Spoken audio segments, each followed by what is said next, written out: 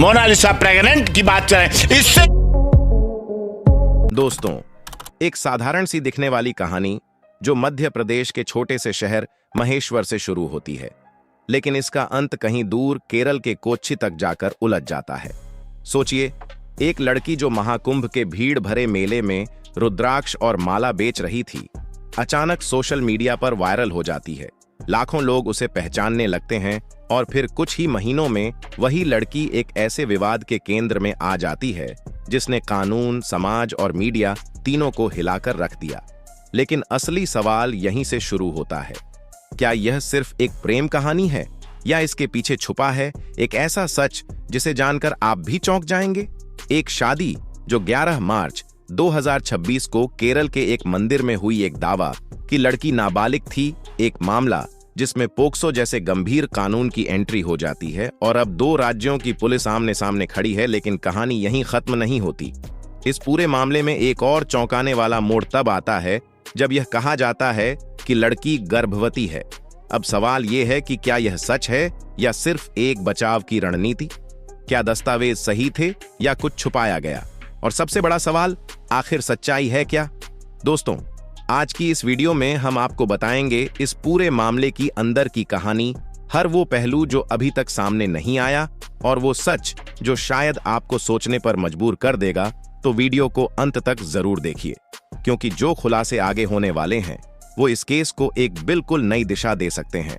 दोस्तों, खरगोन, मध्य प्रदेश में 20 अप्रैल 2026 को महाकुंभ की वायरल स्टार मोनालिसा भोसले के मामले में एक नया मोड़ आया है। उनके पति फरमान खान ने स्थानीय पुलिस को सूचित किया कि मोनालिसा गर्भवती हैं और स्वास्थ्य कारणों से यात्रा करने या पूछताछ के लिए पेश होने में असमर्थ हैं।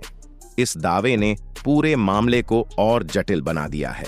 मोनालिसा भोसले की कहानी पिछले कुछ महीनों से सुर्खियों में बनी हुई है।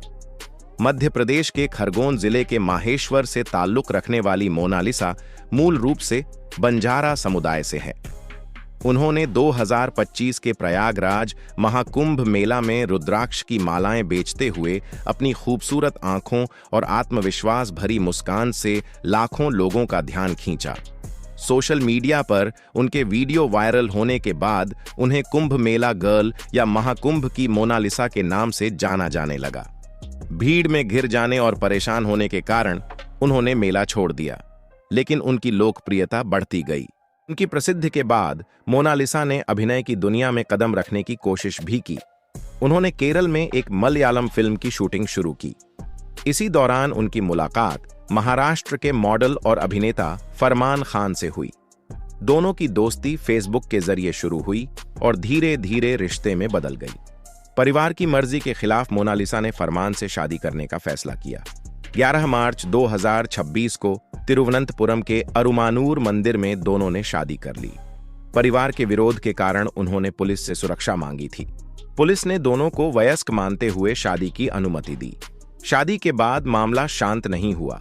मोनालिसा के परिवार ने आरोप लगाया कि वह नाबालिग हैं और फरमान ने उन्हें बहला फुसलाकर या धमकाकर शादी के लिए राजी किया। परिवार की शिकायत पर खरगोन पुलिस ने जांच शुरू की। कुछ रिपोर्ट्स में मोनालिसा की उम्र 16 से 17 साल बताई गई, जबकि मोनालिसा और फरमान ने बार बार कहा कि वह 18 साल की हैं और शादी पूरी तरह कानूनी है। मामले में POCSO एक्ट समेत अन्य धाराओं के तहत FIR दर्ज हुई।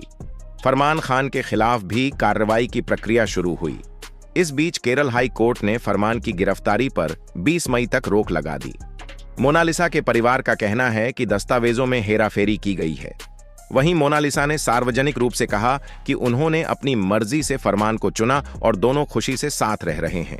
सोशल मीडिया पर उन्होंने साथ की तस्वीरें और वीडियो भी शेयर किए।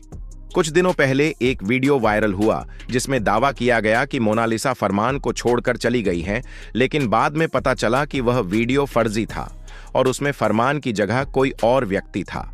दंपति ने खुद स्पष्ट किया कि वे साथ हैं। अब 20 अप्रैल 2026 को खरगोन पुलिस ने मोनालिसा को पूछताछ के लिए बुलाया था। फरमान खान ने पुलिस को फोन पर या लिखित रूप में बताया कि मोनालिसा गर्भवती है। डॉक्टरों ने उन्हें आराम की सलाह दी है, इसलिए वह केरल से मध्य प्रदेश तक यात्रा नहीं कर सकती।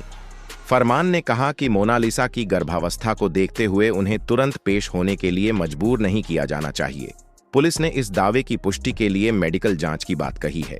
जांच अधिकारी फिलहाल प्रेगनेंसी क्लेम को वेरीफाई करने की प्रक्रिया में हैं। यह दावा मामले को नई दिशा दे रहा है। अगर प्रेगनेंसी साबित होती है तो कानूनी प्रक्रिया प्रभावित हो सकती है।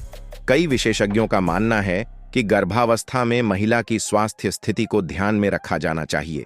वहीं मोनालिसा के परिवार का पक्ष है कि यह दावा जांच से बचने का तरीका हो सकता है। पूरे देश में इस खबर पर चर्चा हो रही है। सोशल मीडिया पर लोग अलग अलग राय रख रहे हैं। कुछ लोग मोनालिसा और फरमान को सपोर्ट कर रहे हैं और कह रहे हैं कि वयस्क होने पर किसी को भी अपनी पसंद का फैसला करने का अधिकार है।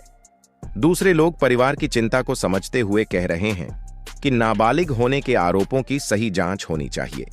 मोनालिसा की कहानी सामाजिक मुद्दों को भी छूती है।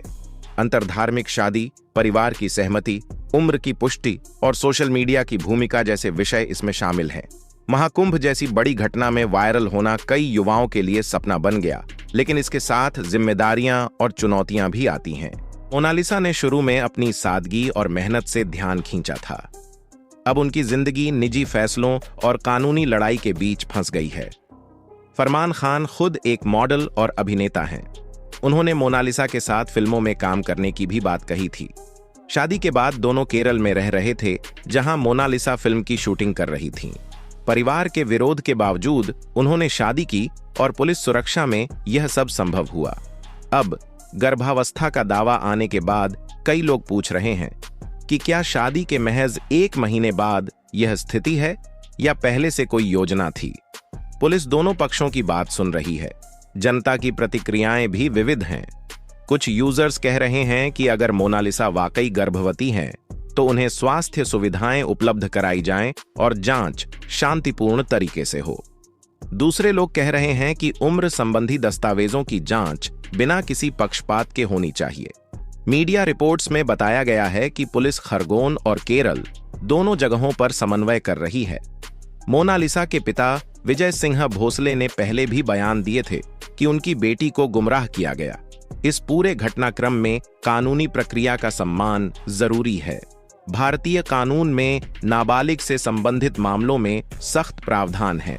पीओसीएसओ एक्ट का उद्देश्य बच्चों की सुरक्षा करना है। साथ ही वयस्कों को अपनी मर्जी से जीवन साथी चुनने का अधिकार भी है। दोनों पक्षों के दावों की सत्यता जांच एजेंसियों पर निर्भर करती है। फिलहाल मोनालिसा केरल में आराम कर रही हैं और फरमान पुलिस से संपर्क में है। मीडिया में इस खबर के आने के बाद सोशल मीडिया प्लेटफॉर्म्स पर बहस तेज हो गई है। कई लोग मोनालिसा की तस्वीरें और पुराने वीडियो शेयर कर रही हैं। कुछ लोग उन्हें समर्थन दे रहे हैं तो कुछ आलोचना कर रहे हैं। लेकिन सच्चाई यह है कि व्यक्तिगत जीवन के ऐसे मामलों में संवेदनशीलता बरतनी चाहिए। मोनालिसा की कहानी युवा पीढ़ी के फैसलों, परिवार की भूमिका और कानूनी जटिलताओं का मिश्रण बन गई है। अगर आपको यह जानकारी उपयोगी लग रही हो तो वीडियो को लाइक करना न भूलें और कमेंट्स में बताएं कि आप मोनालिसा के मामले में किस पक्ष को ज्यादा उचित मानते हैं। वर्तमान स्थिति में पुलिस प्रेगनेंसी क्लेम की मेडिकल पुष्टि का इंतजार कर रही है। अगर रिपोर्ट सकारात्मक आती है तो आगे की जांच में स्वास्थ्य पहलू को ध्यान में रखा जाएगा। मोनालिसा और फरमान दोनों ने पहले कहा था कि वे कानूनी रूप से शादीशुदा हैं और खुशी से जीवन बिता रहे हैं। परिवार अभी भी अपनी शिकायत पर अड़ा हुआ है। इस मामले का अंतिम फैसला जांच पूरी होने के बाद ही सामने आएगा। मोनालिसा भोसले की यात्रा एक साधारण लड़की से वायरल सेंसेशन बनने तक की है। अब यह निजी और कानूनी चुनौतियों से भरी हो गई है। समाज को ऐसे मामलों में संतुलित नजरिया रखना चाहिए। न तो किसी को बिना सबूत के दोषी ठहराना चाहिए और न ही किसी की स्वतंत्रता को नजरअंदाज करना चाहिए। कानून सभी के लिए समान है और जांच का सम्मान करना हमारा दायित्व है। इस घटनाक्रम पर नजर रखना जारी रहेगा। भविष्य में कोई नया विकास सामने आएगा तो उसकी जानकारी भी साझा की जाएगी। फिलहाल सभी पक्षों की भावनाओं का सम्मान करते हुए मामले को शांतिपूर्ण तरीके से सुलझने की उम्मीद है। मोनालिसा की सेहत और भविष्य दोनों महत्वपूर्ण हैं। यह कहानी हमें याद दिलाती है कि प्रसिद्धि के साथ जिम्मेदारियां भी आती हैं और जीवन के महत्वपूर्ण फैसलों में सावधानी बरतनी चाहिए। अगर वीडियो पसंद आई हो तो वीडियो को लाइक करें और हमारे चैनल को सब्सक्राइब करना न भूलें। धन्यवाद।